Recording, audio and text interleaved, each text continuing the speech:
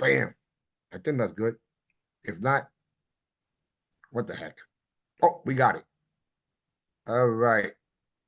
I'm just making sure Facebook loads up. So as soon as I see my ugly face and I see it right now, cool.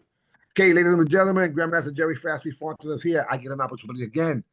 The UMAN LG, OGs, older guys and older girls. These people literally competed or looking to compete, or in addition to that, they just there spectators. In this guy's case, that wasn't the case. He was there in the first event. I know him for a long time, goes back to early 1980s, and his story can be told by him. Not sure if he uses the title of Shihan Sensei, but I'm gonna call him Shihan for the time being. That might be wrong. I'll be corrected. Tim Oneal, how you doing, sir? I'm doing good, brother. So, what's the proper title that you use and your students use in your school? Shion. Shihan. Oh, I got it right. Awesome. There you So, go. what was your desperation, inspiration, or motivation to even start in the martial arts? I can say I grew up in the Bronx, but I grew up in the Bronx in 1970, 80, 90, South Bronx, Hunts Point. We talk about savage nomads, savage skulls, baby skulls. So being able to defend yourself, because every day was a new adventure. You know, back in the days, you go anywhere, it could be popping off.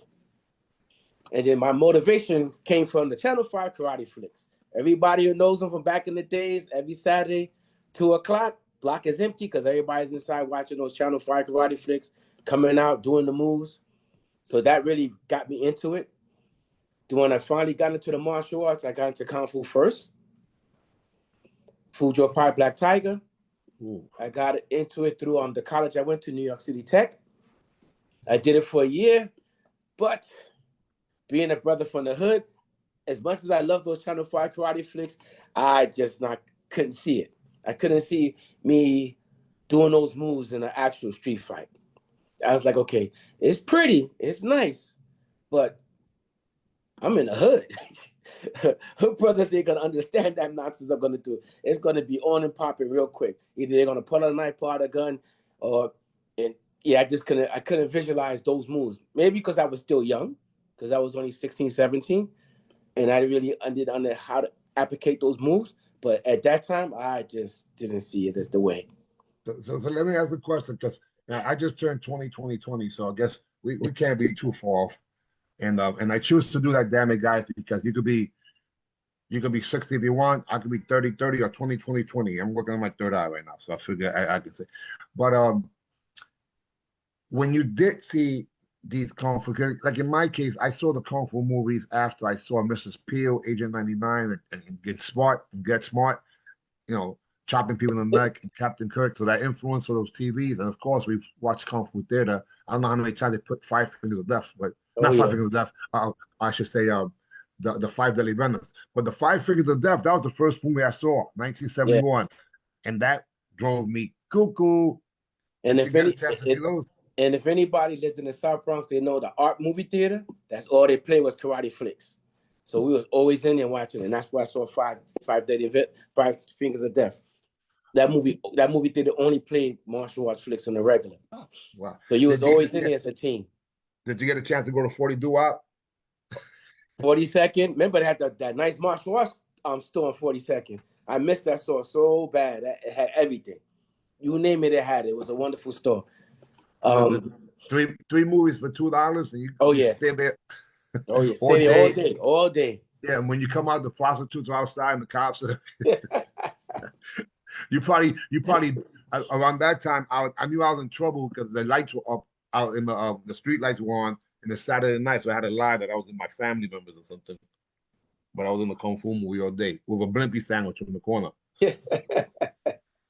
I keep saying I wish there was one photo of one night on a Saturday who was in the audience. Martial arts and hip hop in the house, y'all. In one of those kung fu movies. Oh yeah, probably. A lot of future martial artists, a lot of future grandmasters were in the movie theater. I definitely believe that. And just like you, I started in kung fu because remember back then it's like, karate comes from kung fu. So like, okay, so I have to do. I think kung fu was the biggest thing back in the 80s and 70s. So it started with kung fu first, Then in the 80s, towards the late 80s, 90s, karate and everything else started kicking in. Or to be more specific, you mean the ninja phase came in. So anyway, Oh yeah. My instructor with his ninjutsu came in the so 80s, big time. okay, so now like you say, you started in kung fu. The neighborhood is off the hook.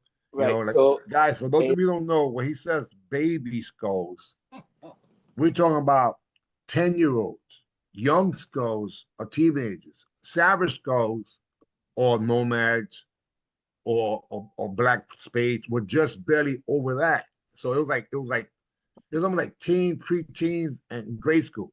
And yeah, then the older guys might have been late teens and early 20s. We that had was to deal with that that all was the time. that was a daily thing at Hunts Point. So in 82, I happened to go hear about a ninjutsu, and I'm like, what the hell's a ninja? I ain't know, I never heard no ninja, whatever. So I go to see the demo by Shion. And at the time, he's with Shion Elba. And he's doing things to her techniques that I'm like, holy shit, what the hell? He's To the rest beating of the the guys, crap out of her. that's Shihan Mimi. To the rest of you guys, she had these long braids. Yeah, the two ponytails. Yes. He was beating her like, I was like, what the? And she kept hopping up. I was like, I don't know what this is, but I need to be a part of this because it was just real. The techniques looked so real. I mean, he was hitting her and she was hopping up. I was like, I don't know what this is, but I got to get this in me.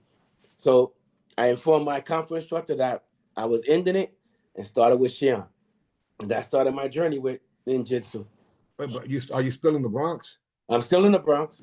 I didn't Bro, leave the, I'm wait a in minute. the You was Bronx. on the other side of the world. Guys, for those of you who don't know, there's always been a rivalry too for what it was worth. And I'll tell you guys the deal. So the Bronx is the first borough of New York City. The Bronx is the only borough that's attached to mainland USA. The rest of them are islands. Well, the second borough is Brooklyn, which is the largest borough. But Brooklyn to the Bronx is like traveling an hour and a half, 2 hours each way. And if you go by car, it's worse because you would get stuck on the freaking highway on rush hour. Yeah. So you was going all the way to Brooklyn from the I Bronx? was traveling 3 trains to get to the dojo every day, 5 days, 7 days a week. I started out 7 days. Remember, back in the days, if you was dedicated, you was dedicated. You don't get that kind of dedication now. I was there 7 days a week, Friday, Saturday and Sunday from 12 to 12. So let me ask you a question. I'm assuming this is a dojo on Graham Avenue, right, Graham? That's the one right? St. Nicholas. All right. So when you walked, because I don't know, I know when I went to his first school, I was like, man, how do I even? It was like a fortress. Like it wasn't like this big advertisement. How did you even get to the location address? So I started at the college. My first instructor wasn't Shion. It was Sensei George. Sensei George was a beast of a man. So Sensei George invited me to the main dojo because I was one of the top students at the college. So when I first went to the dojo, I'm gonna tell you the story. So I went to the dojo that day. They were diving over the pole, and I was like, "Oh man, this is amazing!" And somebody crashed, and I laughed. Shion just looked. Sensei George looked at me, and he whispered, "I'll see you tomorrow at the school." I was like, "Okay, I didn't know." First time at the dojo, the ass whipping this man gave me at New York Tech. Let me know what the culture and the etiquette is for a dojo, because he commits to doing things to me at New York Tech that to this day I still remember. And after Statute he finished, statute limitation passes, so he's okay. Otherwise, he'd be in jail right today. Thank you. And after he finished, he goes, "You understand?" I was like, "I understand. I understand clearly." And it never happened again. Because my first time in the dojo, I don't know the etiquette, but I learned that etiquette real quick, brother. Woo, that I learned it real quick. And then after that, I started going to the New York Tech and to the dojo. So I was doing double. So I was What's doing with that? classes. What with that? Where did you get that work ethic? That's a work ethic, or maybe that's OCD, ADHD. It was my drive to be a martial artist. I always wanted to be in the martial arts. And then once I found the right one, I'm gonna tell you another story. So a year after I left the Kung Fu, I was in a Ying Yi tournament and I was doing self-defense. And the middle judge was my old Kung Fu instructor. So after I did the self-defense, I won. I beat Xian. in self-defense. I bowed up, Whoa. gave Shion first place. I took second. My Kung Fu instructor came to me and goes, "You found what you were looking for." Oh, wow. So that let me know right there, this is the reason why I do what I do. I just needed to find the right art. It's a whole bunch of us, if I know if they probably say the same thing. Once you found the art that fits you, you fell in love with it. It wasn't Wow. like, oh my God, I'm killing myself. It was like, if I don't go to the dojo, I don't feel right. So it was nothing for me to do 5 classes at the college and then 7 classes at the dojo in the same week. I didn't bother me. To me, that was just the way it was supposed to be done. Right. So now, obviously, during that time, unlike me, you wasn't a father at 17 because you can't No, be over it. no. That's the difference. You see, I know that my life would have been different as a martial artist if I wasn't a father at 17. But because I was a father at 17, I started fighting black belt man. Thank God, and winning at age 16. And that's the difference. That's pivots in life. When most people during your age, you would have been fighting, but you would have been one of the leaders of the gangs. What kept you away from being in the gangs? I'm curious about that. My mother gave a speech, and she gave a great speech to all of us. All, Understand? In all of this us. house, How many of you? so I have 2 sisters and a brother, and I had 4 cousins that my mother raised, all of us, because my aunt passed away, so she got everybody. And Yeah. she gave us all the speech. You're either going to be in school, working, or in college. If you go to jail, you in jail. Not visiting you. Don't call me. I don't know you no more. Understand the statement. Keep to it. We thought she was joking until one day she packed my cousin's book suitcase, and he was out the door. And the message was clear to everybody. This lady's not playing. She's not playing. This is what it is. This is how we got to be. Single So mom dropping the hammer. dropping the hammer big time. Remember, that's the 70s, 80s when ass weapons were good. So Yeah, you would get them from school. listen, I told my mother she'd be doing triple life based on the ass whipping she gave me from back in the days. So that's why I get a lot of the drive from, because my mother, she raised all these people, still went to school, did 2 jobs, got her master's. So she's the person I look at. If it can be done, it's right there. All right. The lady did it all. So now I'm curious. Where does she get? Is your mother? Where's your background? Do you have any southern islanders? But Because that. my mother's from North Carolina, my father's from South Carolina. Oh, gotcha. So So you country. I ain't country. I'm a New Yorker. I am not country, brother. Guys, let me give you the breakdown. When you say country to someone who's from north, right? But you went down there, I'm sure, during your vacations, because there's always some type of vacation that they try to send you down or family reunion. But important, the Puerto Ricans would be called Jibaro. Jibaro, a country. Country being, of course, somebody from the country. But it was always interesting because there's so much rich culture. See, she probably it's bottom line is working. You work as a child, and as a child, you start to work whether it's on the island or in the south, and that's the difference between the I was north. working since I was 12 years old because my mother used to dress me. And my mother was one of those black power. So I had dashikis, and I was like, no, I can't. So I had started working so I Oh, could buy my own clothes. Cause I was like, I can't do this. She's getting me. That's why I started getting into fights all oh, the time. I no, I got okay. Now you just changed the game right there. Your mother was a leader. She was down with people making moves towards the right direction. Either you're gonna be a victim or you're gonna be successful. And if you're gonna be a victim, get out of here. We have enough of those. We need some successful people here. So I got you loud and clear. Wow.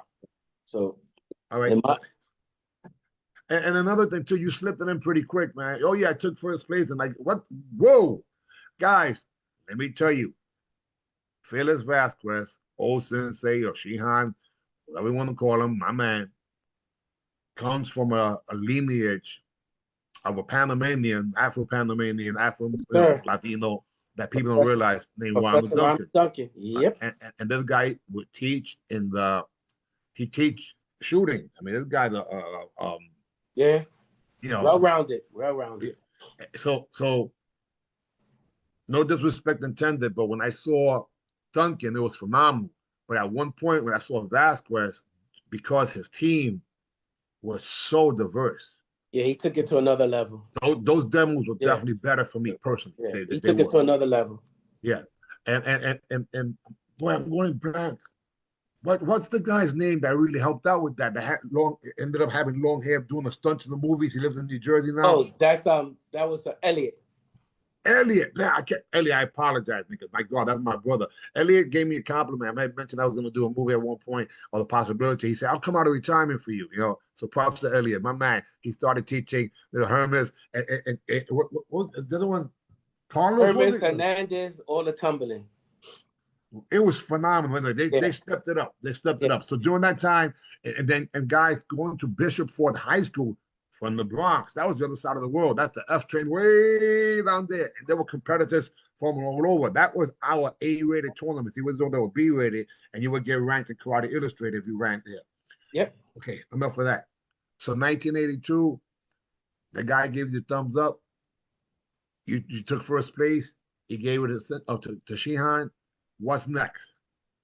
Well, just to get to that point, when Shihan first gave me the black belt, I actually gave it back to him. And he suspended me for 6 months. See, I notice a lot of people out there, serious martial artists. When you get promoted, you gotta feel it. The black belts that I had in my dojo, that was Shihan's brother, Sensei Carlos, Sensei Douglas, Sensei Rene, Sensei Louis, Sensei Hector, I couldn't compare myself to them. Shihan seen it, I didn't see it. So it took a minute for me to see that I actually was there. When he gave it to me, I didn't see it. So I refused it. He got upset. I got suspended. When I came back, 6 months later, he gave it back to me. He had a conversation with me, but he didn't understand. I put standards on myself based on them. Those guys, to me, are legends.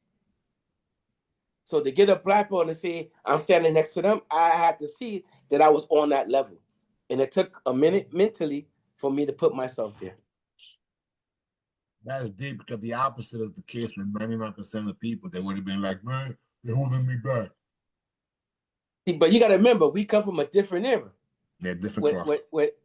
When I was with Sharon, to get your black belt was like the ultimate statement. That means that he felt that you was on a level that you can do these things. Because when you're a black belt, now you're Shianzuki, which was like in our style, the greatest thing in the world to be Shianzuki, because that means you could take whatever he's going to dish. But I had black belts in front of me that were amazing. It took me time to realize that I was, because myself, Hernandez, Hermes, Joe, we were the next generation of black belts that Shion had. But for me, it took me a minute. Then once I got into the rhythm, Shion started competing. That's where the tournaments came in. And I did the tournaments because I could beat everybody in the dojo. So it was no competition. So I said, you know what? Let me see how I do against other people outside. So the first year I competed, I met you. And that was at, let me see, was it Joy Santa Maria?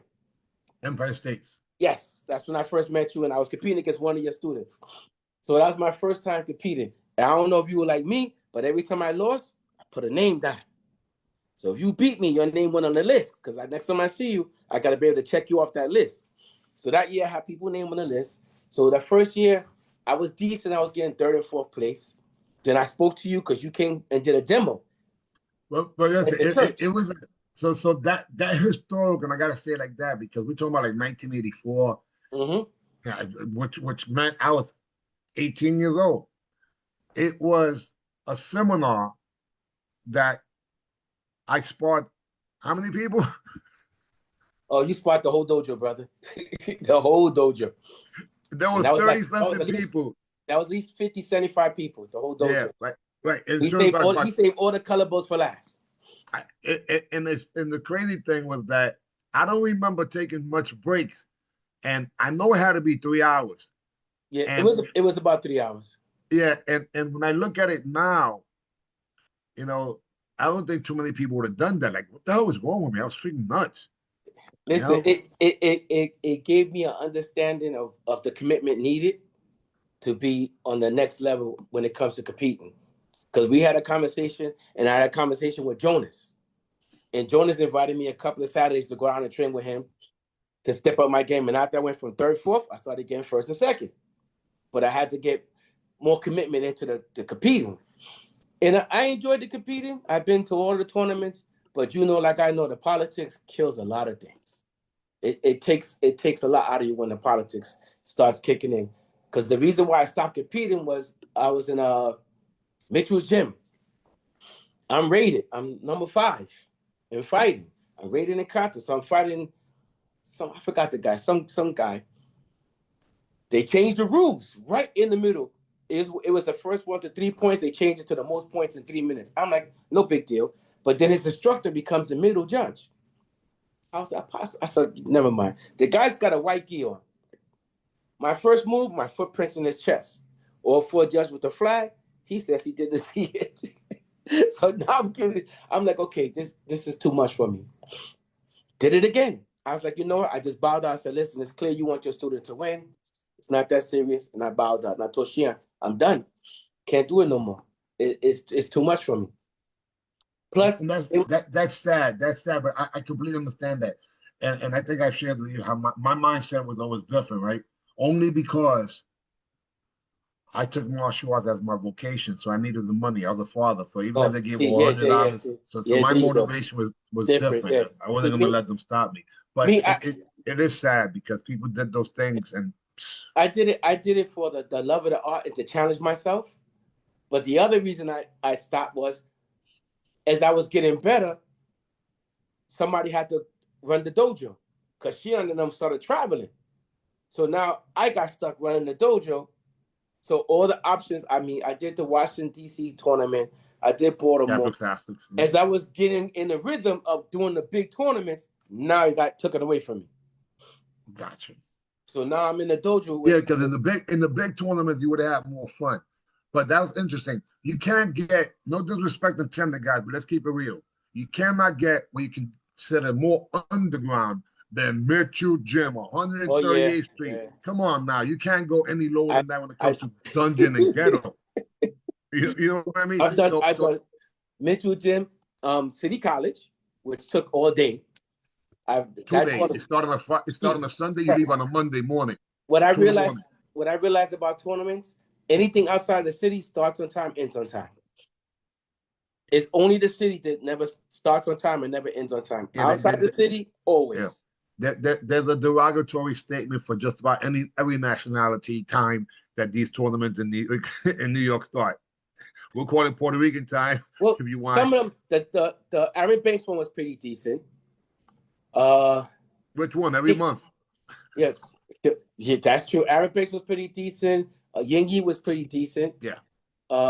It was Yin Yi. George Santamaria was pretty decent. So Yin Yi had 3 tournaments, and then there was 2 tournaments with George Benz, and those were awesome too. The Galaxy, the Stars, and stuff like that, and then Empire State. So pretty much, if hindsight being 2020, you had the 3 Yin Yis, the 2 from Benz, and then the big one was the Empire State. Unless you went to the All Americans at the Fall Forum, which was predominantly Taekwondo. Henry chose. Yeah, I remember the first time I went to a tournament out of New York was Washington, D.C. And I was in the locker room. I was in the locker room and I saw Mr. Billy Banks. And I was like, who's that monster? And I sure hope he ain't in my division because he looked freaking crazy. Not the Taibo Billy Banks. I'm talking about the muscles everywhere Billy Banks. I was like, what the? Holy cow. Yeah. He's my mentor. He's the reason I learned how to do the blitz. I stayed inside his karate school along with Kendu Allah at the time and Divine Asia Earth. Listen, and I love Morrison. I watched a lot of Kendu Allah, Little KA, because I love their blitzes. I got the flip over kick from Billy Banks. I used to hit everybody with that sucker. I watched him do it one time. I was like, whoa. Went to the dojo practice. I started hitting people with it. So I took from a little bit from everybody. Do you happen to have any videos or photos, man? Because we have this history that's been lost in people's garages. I know one of my classmates has 2 magazines that I'm in it, which is Karate Kung Fu. When I fought Eddie Giles for a grand championship, and they caught me doing the flip over kick. So you got to get those, man. I've been trying to get that magazine from him for a minute now. So I never really thought about the pictures, whatever, because when I was competing, I was just competing just to have fun and and just do different, and to show Shion that you train me to be who I am. Especially when it came to the self-defense, because the self-defense to us was a big thing, even though I was his only fighter. But the self-defense was let me tell you, most people didn't even know who the hell I was when I was fighting. And when they found out, like, you were one of them ninja guys, I'm like, we fight too. I was the only one, but we fight too. We was just known for weapons and self-defense. I think the first person from the crew that I saw fight one time might have been Carlos, and then you was the one fighting consistently, and it's not because they couldn't; they just chose not to. They focused on other things. They have nothing to do with weapons, capability, and self-defense. Overall. But and for what it was worth, that school also had more women than I ever saw in other schools until I ended up having a lot of women when I opened up the operation. And these girls were phenomenal, man. No joke. She treated us all the same way. And I think that was the draw to me. Pee-wees, juniors, adults, women, didn't matter. Everybody got treated the same way. Everyone's getting abused. The speech he gave us was, make sure you have your alcohol, your Band-Aids, your towel. We getting busy. Remember, the 80s is different. In the 80s, we trained. It's not like now. Now it's totally different. You can't do the things we did in the 80s. Well, I say the difference is that training is one thing. But these people, they just work out. Work out. But the mentality too. Everybody wants it now. They want to be a black belt in 6 months. No, it doesn't work that way. You can put on any belt you want, but are you going to be able to handle the truth? You can't handle the truth. Bingo. That's the problem. That's the problem. All right. So now, is there ever a time that you start saying, man, this point karate, they keep, doing these politics. How about I do some other stuff? Maybe some other rules of competition. So that brought me to full contact karate. Yeah, baby. Kickboxing. Cause I said, well, you know what? If I knock you out, then I ain't gotta worry about the judges. So at the time, Aaron Banks' student, I forgot his name. He had the kickboxing. Yeah, Louis Neglia. Louis Neglia. So we fought with under Louis Neglia. So that's why I got into the kickboxing. And I actually enjoyed it because I didn't have to worry about the judges. If I beat you down, then it eliminates everything. So, but as long as it's a knockout, because we've seen some interesting judging, but at least it gives you the opportunity not to give it to the judges. Well, out of the 15 fights I had, it was good. The one loss I had because I went down in weight because the guy in my weight class didn't want to fight me for an amateur title, but the guy below me did. Never do that again. That's 30 pounds in 30 days. Makes no sense. Yeah, so I had no strength, no energy. Everybody loved the fight. It was competitive. I lost. They want to do a rematch. That's when I was supposed to go pro. But I was like, hell no. He has to come up because I'm not staying at this weight. Never again. Never again. And see, I'm like you. I would study people. I was studying one guy only to beat. And I still know his name, John Kinney. John Kinney was in my weight class. Oh, wow. And I was studying. He won a lot of pro fights, man. So I was studying for a whole year. I was studying this man. And I realized he never got hit. He would just come across. Over that summer, I put on 25 pounds right out the weight class. That's the guy Hernandez knocked out.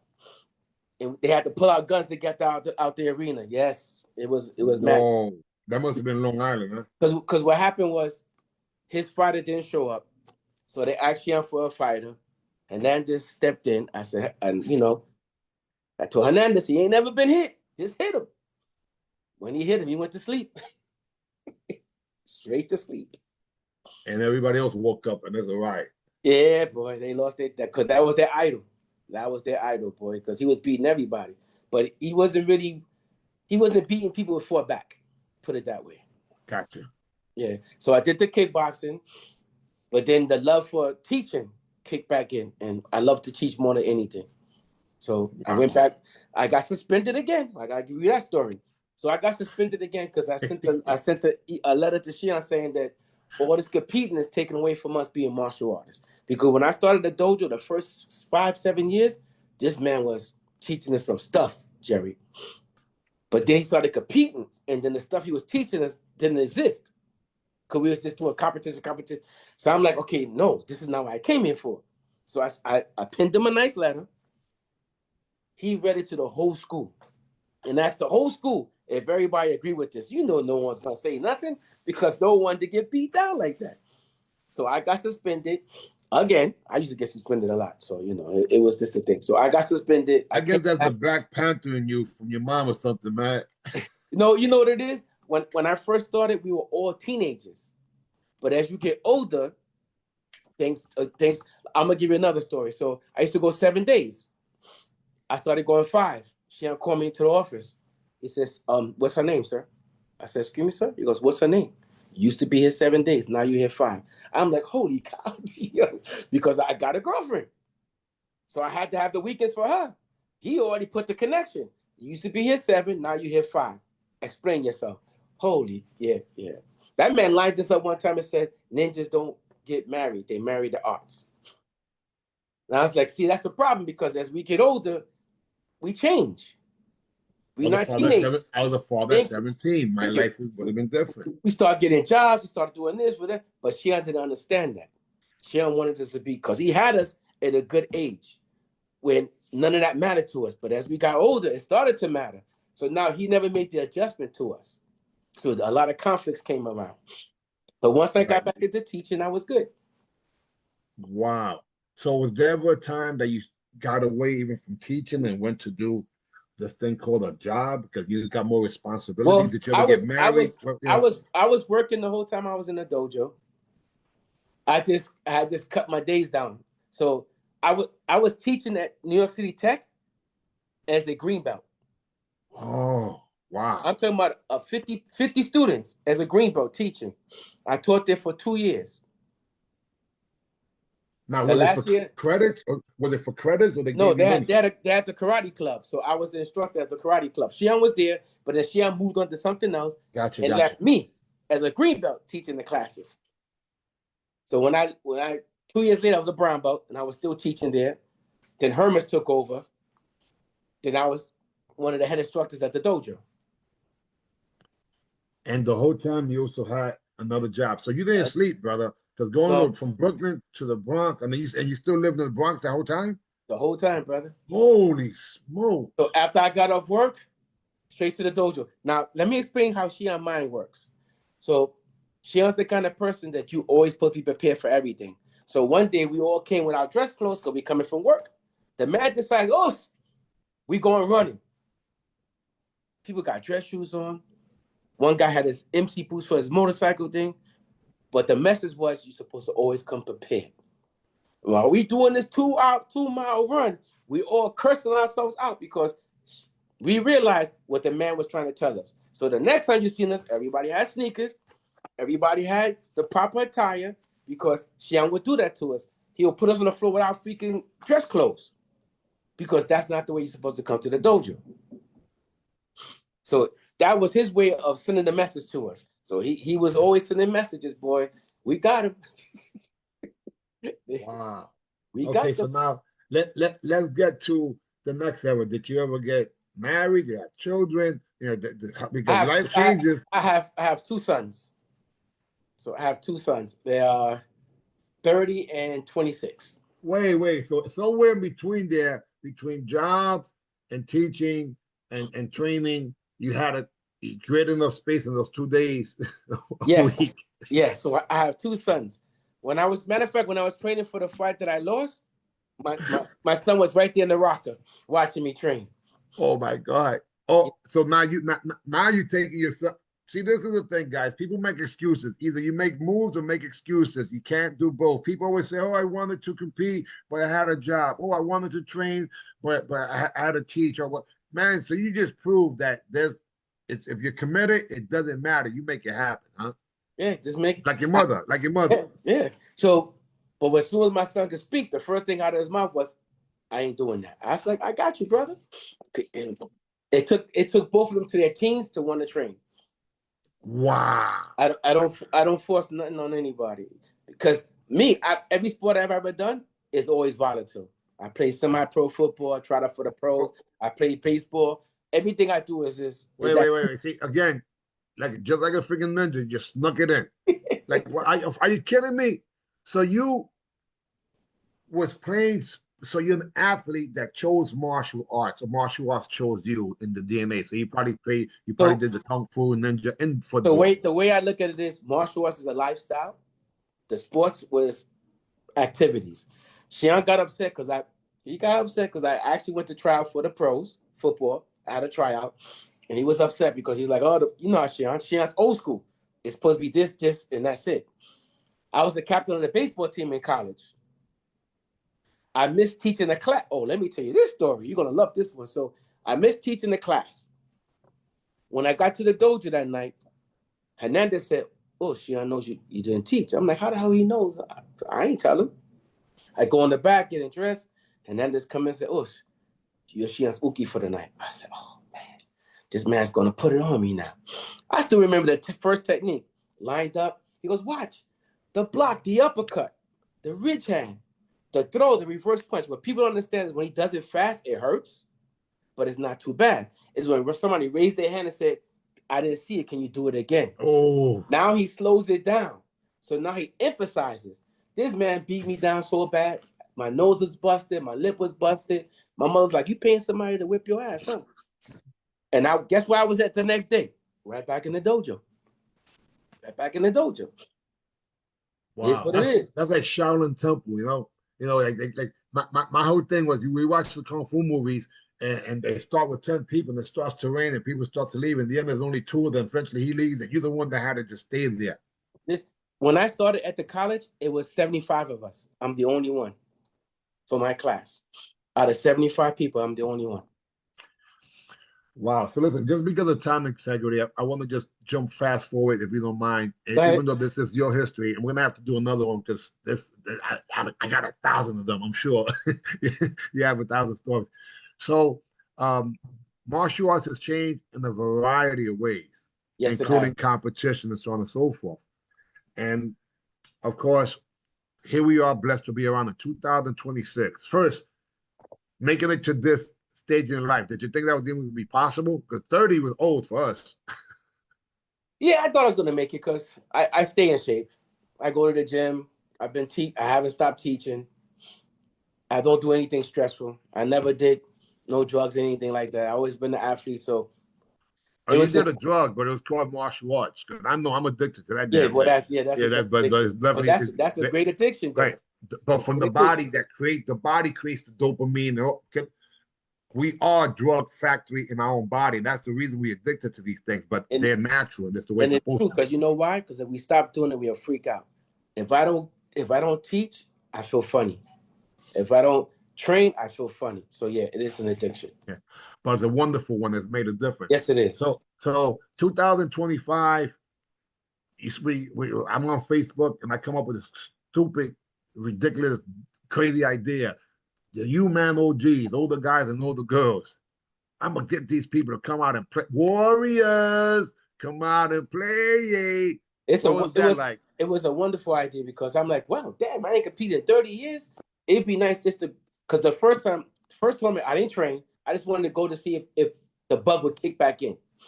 But going there and talking to I like the Camaraderie. camaraderie more than anything. Because me and Sam McGee's son, he had me cracking up the whole time. That's a funny brother. Yeah, So having a legend. conversation with him, and I forgot the other brother's name, just having a conversation, having a conversation with Jonas, it was like, okay. But then when I got in the ring to compete, it kicked in quick. Because I was like, okay, wait a minute, hold up. The adrenaline kicked back in. Yeah. The also, okay, I'm gonna do this now. I think he fought, was it Jesse Harris? Yes. Now, let me tell you this much. It's interesting because Jesse Harris, I think at one point, not sure if it was with you, but with somebody he threw a spinning hook to the ankle or maybe the shin. Like his body can't get up into the kick because he hadn't put on equipment in I don't know how many years either. I'm So sure. that place was crazy. Listen, me and Jonas, I was cracking jokes with Jonas saying, I hope everybody remembers our age because we cannot do none of the moves we used to do back in the days. If not, we're going to have problems in here. Oh man. But it was interesting because as I'm looking around again, I, I was in awe to think when it was all said and done, 65 was the average age, 85 was the oldest, 35 was the youngest, and we had 16 different states represented. The older guys were very impressive because it was a guy in the walker. When he got up to compete, I was like, you see, that's impressive. People understand that you can still do it. There's no such thing as you can't. You can still do it because I was like, impressive, very impressive. In the meantime, Vasquez was there with 5 black belts, and what he said to me was, "I'm a spectate." He wanted to compete, fighting forms of weapons, and then he said, "We have a work detail the night before." He let me know about 3 weeks before. We're gonna spectate, and he was the #1 freaking spectator all over the freaking place, Yeah, he watching was every everywhere. ring, Yep. Yeah. And see, and his hat. me, and Sensei Elbow did something for him that hasn't been done in a minute. We honored him by going back to the original gi from back in the 80s with the red brush stripe, and we put his patch on. Because I told him I've never competed under any other patch when I competed. So I put his patch on, we put the bloodlines back on, we took it back old school. There was so many emotions from that event that triggered off. It was a wonderful day. I enjoyed it. I enjoyed sitting in the stands, having the conversations, just talking to the brothers, just seeing brothers I ain't seen in a long time competing. I was like, it was just that to me was more fun than the competing part. But the competing part got the bug back in me. He got the bug back. I know, because you re-registered, and today was working out too for what it was worth. Oh yeah, yes. Next week. It kicked back in quick, brother. Yes, it did. Oh man. Well, all I said, and let me give you the purpose of this, guys. I want people to understand that we all have stories. We are all important. Us one. I'm not a tournament. I'm not a tournament circuit. I'm one of the individuals who have an opportunity to participate from my capacity at events and future events that inspire people to do what they really can do, who they are. It's sad to see the disrespect for the elders in the martial arts. We go to national karate tournament circuits that we built, blood, sweat, and tears, and we're not even allowed to be competitors on those stages. And it's not right. So I said, somebody had to do it. And I thank God that people, believe me and had the same mindset, because Jesus, it was so cool. I can't wait for the next one. What do you think about the next one? I'm looking forward. That's why I got to hook up with you. Get a couple of days in. Oh my God. Well, any last words or shout outs to people so you don't get in trouble? No. Even though you've been saying it across the board from the beginning, because you've been keeping it real. The one thing I gotta let people know, because I have classmates who think different than I do. I would never be who I am as a martial artist without the man who taught me. I would never change who he is as a martial arts instructor, because what he put me through, the way he tested me, the way he did his things, made me who I am. And I have a better understanding of martial arts because of him. So old Sensei Vasquez will always be the man to me. I can never say nothing bad about the man, because without him, it won't be no me. Well, that's keeping it real. I mean, I teach a little different. I mean, we still teach the way that he taught us, but when I do techniques, I do it a little different, because I have to put the street into it, because, that's my mentality. I want the techniques to be as real as possible for the students, so when they hit the street, it's going to work. Boogie down style, a little boogie down style flavoring of it.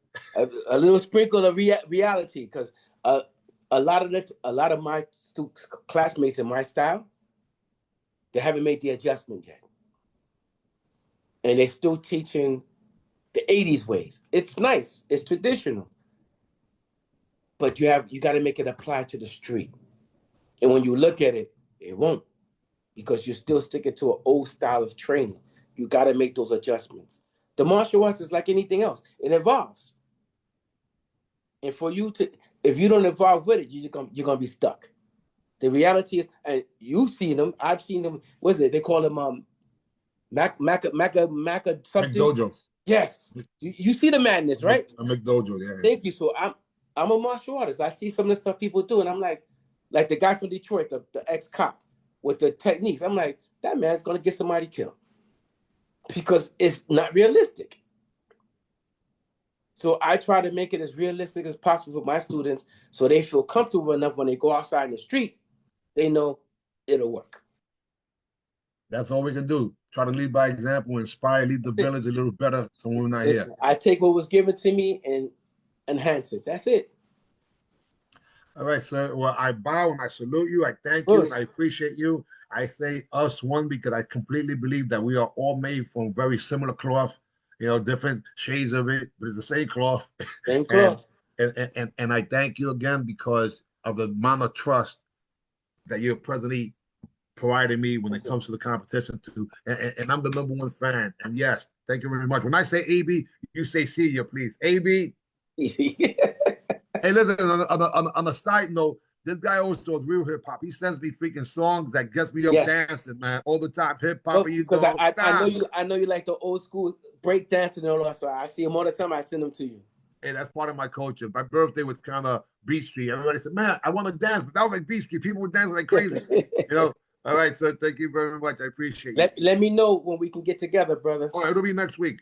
All right, Same great. time, same All right, place. Thank great. you, sir. Also. Plus one.